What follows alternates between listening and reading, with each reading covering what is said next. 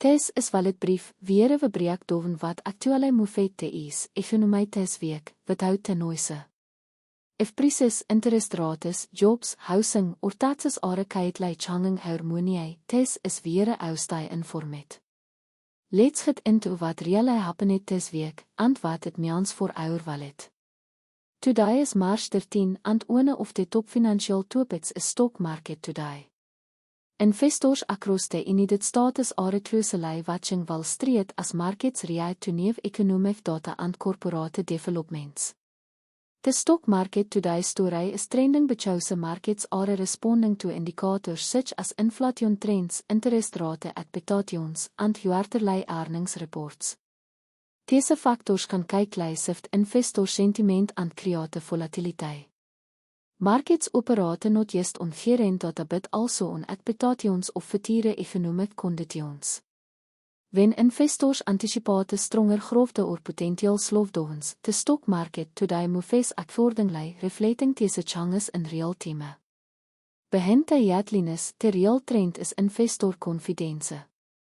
Many institutional investors adjust portfolios in anticipation of economic updates, creating ripple effects that influence the broader market.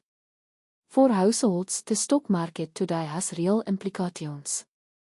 Millions of Americans have retirement accounts, 401(k)s, or investment portfolios connected to the stock market. Shifts in market performance can affect the value of these savings and future financial plans. Financial market stability can also influence broader economic behavior. When markets appear steady and optimistic, businesses are often more willing to invest and hire. Increased volatility may lead companies to adopt a more cautious approach.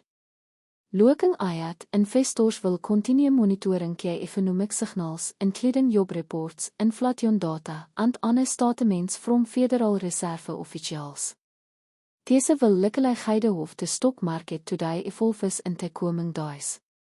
For now, Wall Street remains focused on interpreting the latest economic data and adjusting strategies as needed to respond to new market conditions. That's our walletbrief for this week. Deze changes don't always make headlines, but they do change how much how buy, save, and earn. We'll bebacht net week with the updates that matter. Until then, stay informed and protect our wallet.